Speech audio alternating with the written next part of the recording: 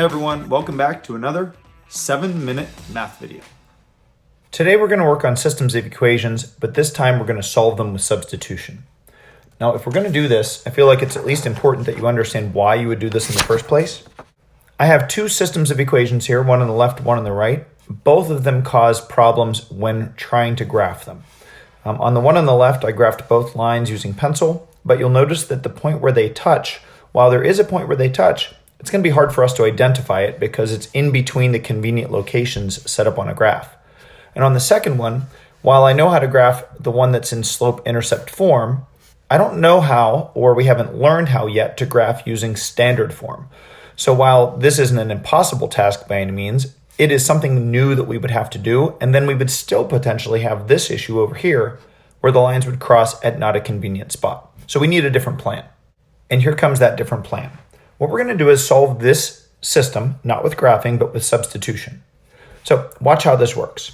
In substitution, we're going to remove one thing and replace it with something that it equals. And the key component in substitution is identifying what equals what. So here I see y equals 2/3 x plus 1, and I see y equals 2x. What that tells me is both this statement equals y and this statement equals y, which also tells me that I could remove the y from one of the equations and replace it with the other thing's expression. So if y is 2x, then I can put the 2x right here and rewrite this problem as 2x equals 2/3 x plus 1.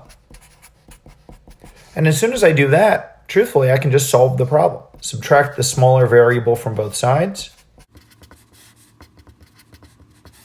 Divide both sides by the coefficient. And whether I need a calculator or not, I get myself a decimal, or if you prefer, get yourself a fraction. They're both the same thing, so it doesn't really matter.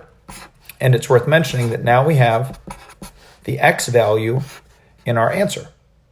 Now, the only piece that has to take place next, I'm going to use a different color for because it's the second phase of the problem. Now, what I observe is I have an answer, 0.75 or 3/4. It's the same thing, so I'm only going to use the decimal one now. And what I'm going to do is I'm going to substitute this back into one of my two equations. And the good news is it doesn't matter which one you pick because no matter what you choose, you're still going to get the same answer. So I'm going to substitute my 0.75 in for x in whichever equation is easier.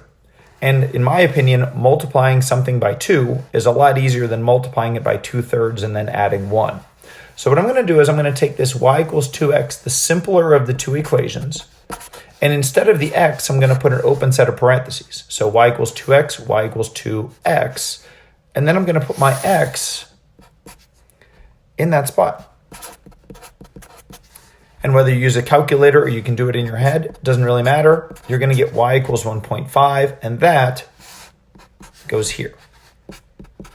And you have yourself your answer.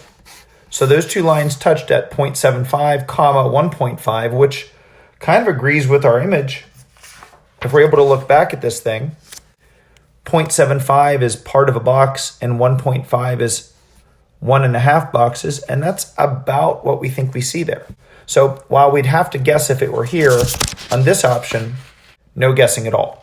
And I don't want to guess if I don't have to, so this is how I'm going to attack these problems. The second example shows me two equations again. This time, one of them says y equals and the other one doesn't. So it makes it easy for me. I immediately pick the thing that says y equals, and I'm going to put it in the other equation wherever y is. Right? If it would have said x equal, I'd put it in the x, but it says y is this, so I'm going to put it in the y spot. So watch how I'm going to rewrite the problem. Instead of y, I put 2x minus 3. Well, for some reason, I put a negative there. So 2x minus 3.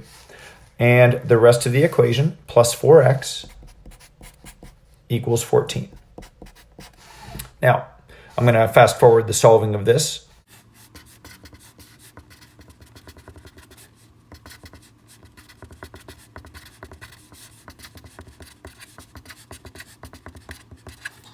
And I get myself kind of a strange answer of 2.3, but that's not really out of the ordinary. It's not very difficult, but it definitely would be in between those convenient spots on a graph. So I'm glad we're doing it the way we're doing it.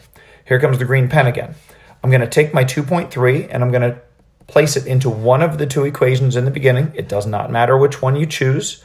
But for the sake of brevity, I'm not going to show them both. I am only going to show what I think is the easier of the two. And to me, 2x minus 3 is easier than, well, this thing. So I'm going to rewrite the easier equation. But instead of x, I'm going to leave an open parentheses.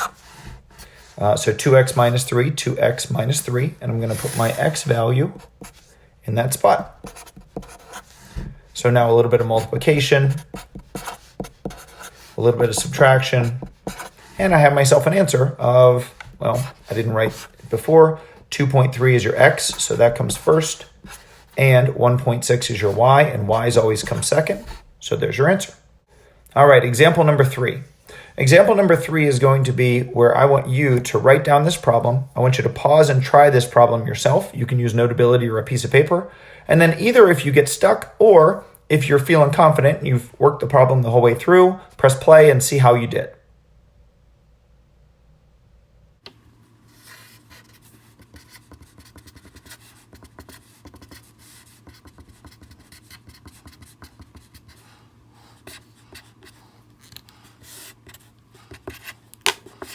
So here we go. I solved for x is 1, and I was about to substitute my x equals 1 into the easier of the two equations. However, I realized that one of the equations literally gives me one of the answers. Y is negative 3, so I could make a beeline for that spot and put the 1 in the x spot, and really I'm done without really any extra substitution. So this first one worked out great. Let's try another one.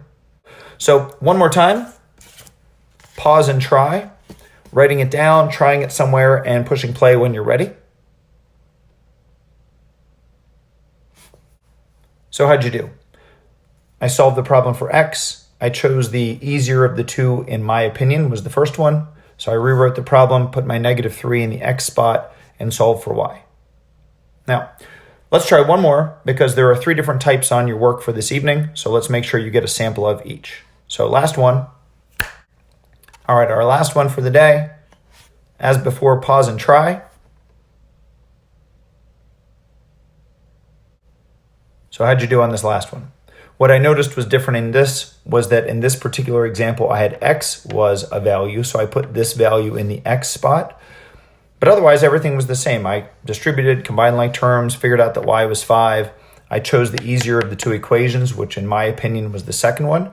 And the only thing that was really different was that I had a y equals, which I was putting in the y spot instead of an x equals like we'd done before.